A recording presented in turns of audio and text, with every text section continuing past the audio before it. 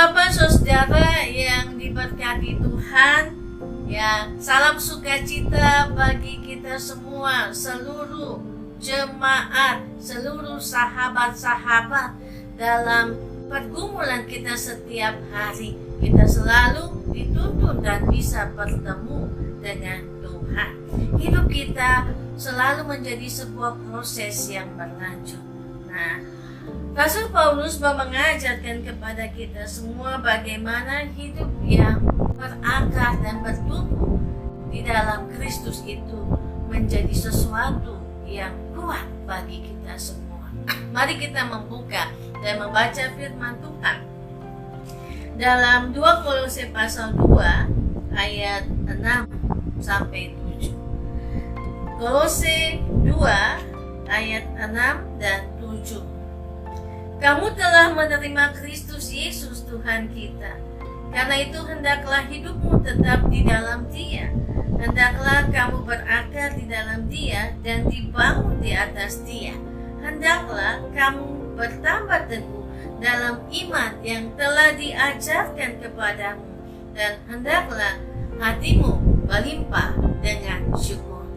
Saudara yang diberkati Tuhan, kalau kita berjalan, kita melihat ada berbagai macam tumbuhan, pohon-pohonan, bunga yang di sekitar kita itu menjadi sebuah pemandangan yang indah dalam estetika melihat karya seni dan juga ciptaan Tuhan. Dan bagaimana pohon itu bisa bertumbuh, bunga-bunga itu bisa menciptakan sesuatu yang menyegarkan mata. Tentunya mereka punya akar, umbi-umbian pun ada akarnya. Dan semua yang mendapat asupan nutrisi dari akar itu akan terlihat lebih fresh, bagus, dan hidup. Pernah tidak kita melihat ada pohon yang mati atau bunga yang mati? Itu karena apa? Karena akarnya tidak mendapat nutrisi, tidak disiram, tidak dipupuk, ya, dan juga tidak dipelihara secara baik. Karena itu akar menjadi sesuatu yang sangat penting bagi tumbuh-tumbuhan dan pohon yang ada di sekitar kita. Akar itu menjadi kekuatan. Kalau pohon ditebas, ya, ditebas batangnya, dia akan tumbuh lagi, gitu. Kalau ditebas lagi pucuk-pucuknya, dia akan tumbuh lagi, pucuk-pucuk yang baru. Tetapi kalau dihabiskan sampai di akarnya, maka dia akan mati dan sulit untuk tumbuh kembali. Ya, sulit untuk tumbuh kembali. Walaupun pohon itu adalah pohon yang luar biasa nakalnya, yang bisa tumbuh kapan saja. Pernah di depan rumah saya pohon beringin, ya. Ketika ditebang dia terus tumbuh, ya. Dia terus merambat dan terus ada kuncup bunga yang baru, daun yang baru. Tapi ketika beringin itu tumbang, tercabut sampai akar-akarnya pada waktu seroja itu, maka tidak ada lagi yang tersisa dari kuncup bunga, semuanya hilang karena tercabut sampai ke akarnya. Luar biasa. Kalau kita angkat dan cabut tidak bisa karena pohon itu terlalu besar. Bahkan untuk sebuah alat berat pun perlu sesuatu yang luar biasa untuk dia mencongkel akar-akarnya. Tapi kuasa Tuhan luar biasa, tercabut sampai ke akarnya. Berarti mengingatkan kepada kita bahwa kekuatan akar itu sangat-sangat luar biasa. Karena dia menghidupkan, dia memberi nutrisi, dan juga dia menopang kehidupan terus berjalan. Kenapa Rasul Paulus mengatakan tentang hal ini dalam sebuah perumpamaan, ya, kepada jemaat di Kolose? Hidup di dalam Kristus, hidup berakar, bertumbuh di dalam Kristus. Kamu telah menerima Kristus Yesus Tuhan kita. Karena itu hendaklah hidupmu tetap di dalam Dia.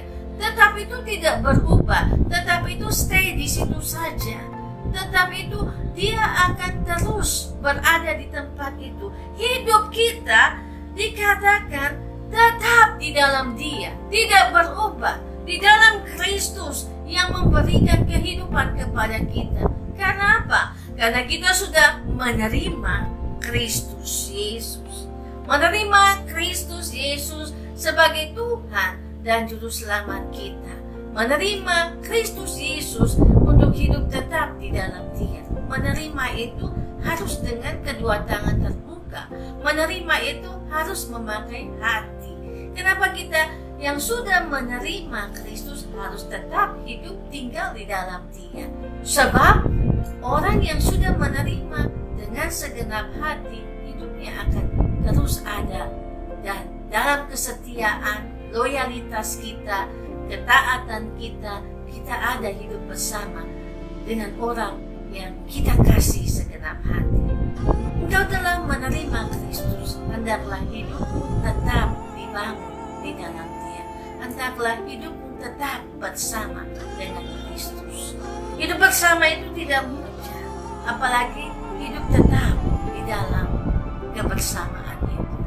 Perlu pengorbanan, perlu kesabaran, hidup bersama di dalam kebersamaan dengan Tuhan. Karena itu, saudara yang diberkati Tuhan, kalau kita diingatkan kembali, hendaklah hidupmu tetap di dalam Kristus. Yang pertama bicara tentang obedience, bicara tentang ketaatan. Sebab hari ini ketaatan itu menjadi sesuatu yang sangat-sangat penting. Banyak orang yang sudah tidak taat lagi, mengingkari panggilannya. Ada kata yang juga katakan mengingkari tanggung jawabnya. Dan berarti ketika kita tidak taat lagi, kita tidak bisa hidup. Kita tetap hidup, tapi hidup kita tidak punya tujuan. Hidup kita tidak tetap pada pendirian. Karena ketaatan itu yang membawa kita untuk tetap hidup dan tinggal di dalam Dia. Di dalam Dia yang memberikan sukacita, yang memberikan rasa damai sejahtera bagi kita. Kristus mengingatkan kepada kita, dan melalui surat Rasul Paulus kepada jemaat di Kolose kita diingatkan, bagi kamu yang telah menerima Kristus, hendaklah hidupmu tetap di dalam Dia, tidak berubah, tetap di dalam Dia. Hendaklah kamu berakar di dalam Dia. Tadi saya katakan akar itu sangat penting. Dan Paulus kembali katakan dalam surat kepada jemaat di Kolose ini, setelah engkau hidup di dalam Dia, hendaklah kamu berakar di dalam Dia. Berakar itu berarti kita betul-betul kuat dan kokoh, ya. Karena kita berakar. Kalau berakar itu kuat dan kokoh. Ada orang Muslim bilang begini, ya, ini sudah berakar pinak di sini, ya. Memang begitu, sudah hidupnya sudah berakar pinak, ya.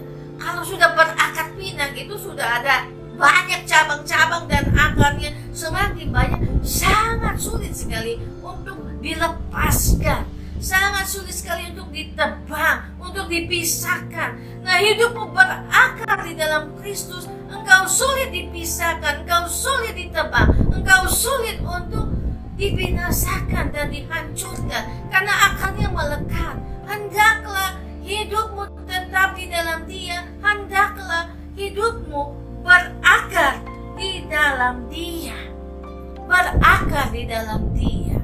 Apa yang melekat dalam kehidupan kita bersama dengan Tuhan tidak bisa dipisahkan dan dibangun di atas Dia. Berakar dan dibangun, ini dua kata, ya, dua kata yang luar biasa. Berakar dan dibangun, dua pekerjaan yang harus dilakukan bersama-sama untuk tetap mengerjakan pekerjaan berakar itu adalah tinggal di dalam Dia.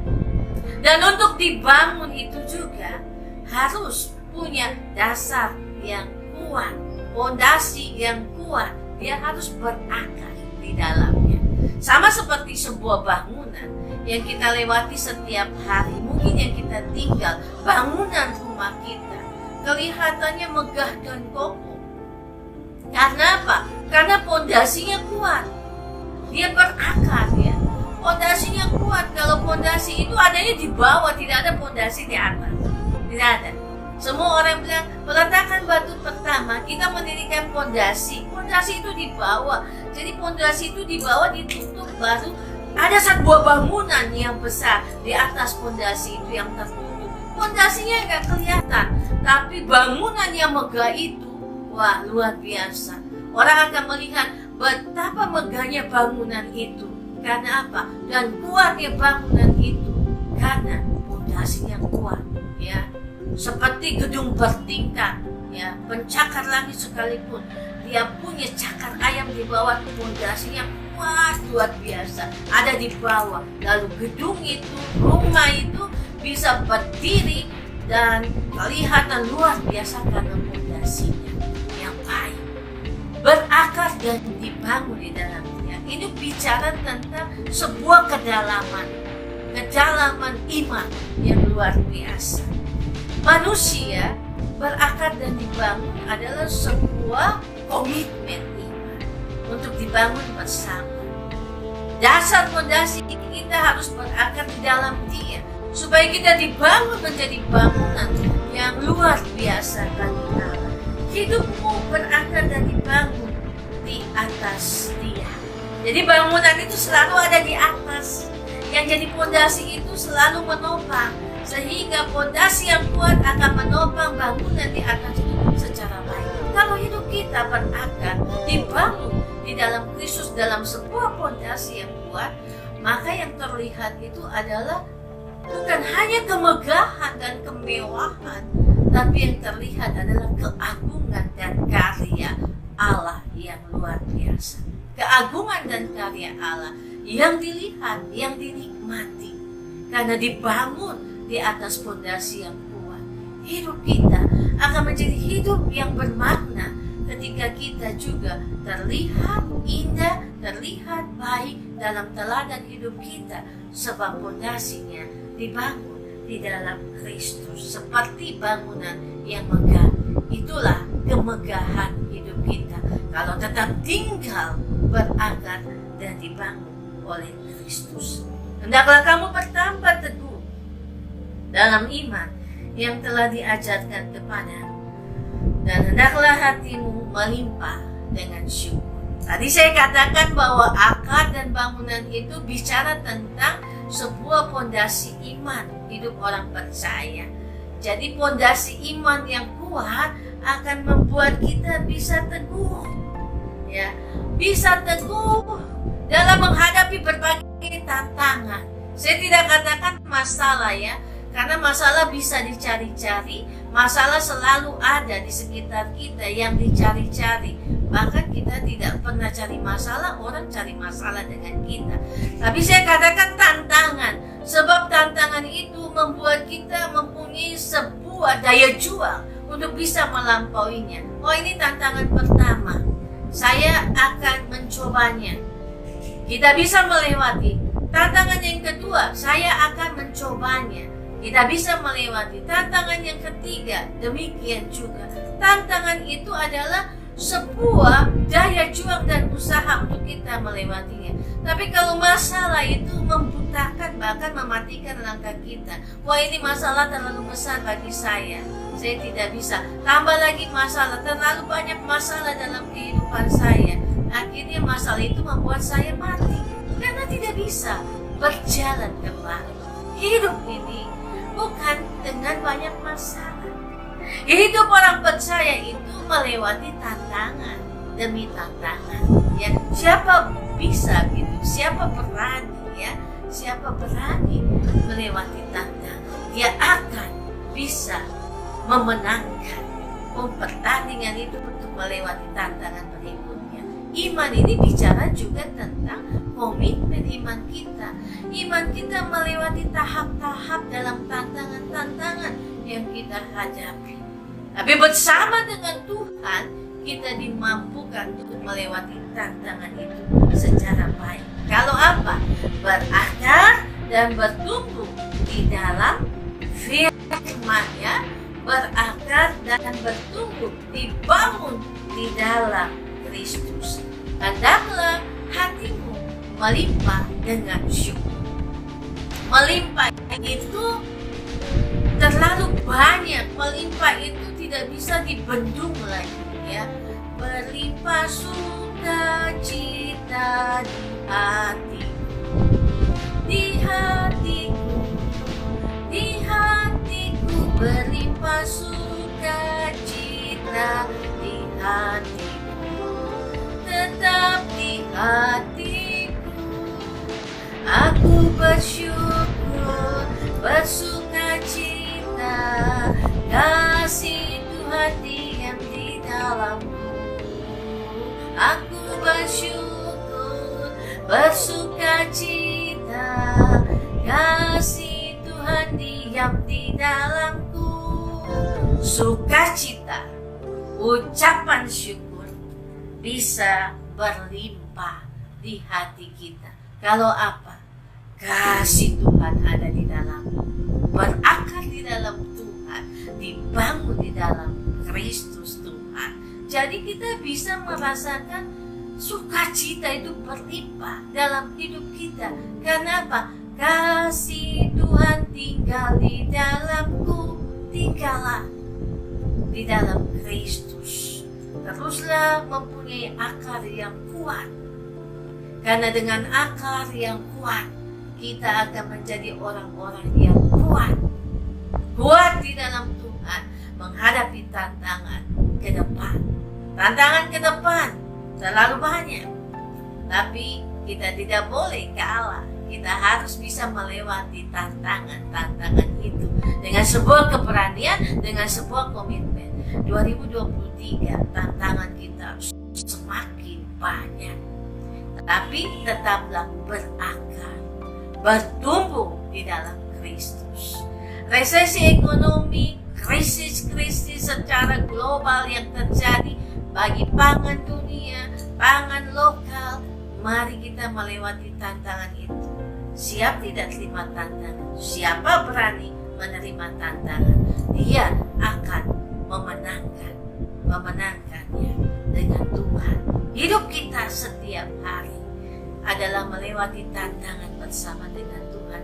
Kalau kita tetap bertumbuh dan berakar di dalam Dia, menjadi satu bangunan yang mewah, bangunan yang kuat, bangunan yang indah, bangunan yang memberkati banyak orang, dilihat, dinikmati, dan dirasakan oleh banyak orang. Dilihat dan dinikmati sudah biasa. Setiap hari ketika kita lewat, kita pergi ke satu tempat, kita melihat dan menikmati pemandangan, kita melihat dan menikmati kebaikan Tuhan. Luar biasa, ini rumah bagus sekali, ini bunga cantik sekali. Kita menikmati, tapi merasakan itu hanya bisa dengan hati. Orang bisa melihat dan menikmati dengan matanya, tapi orang bisa merasakan dengan hatinya. Dan kasih Tuhan yang ada di hati kita yang membuat kita bisa menikmati, melihat, dan merasakan kehadiran Tuhan. Kalau apa? Kalau kita yang sudah terima Kristus dalam hidup ini, tetap tinggal di dalam Dia, berakar dan dibangun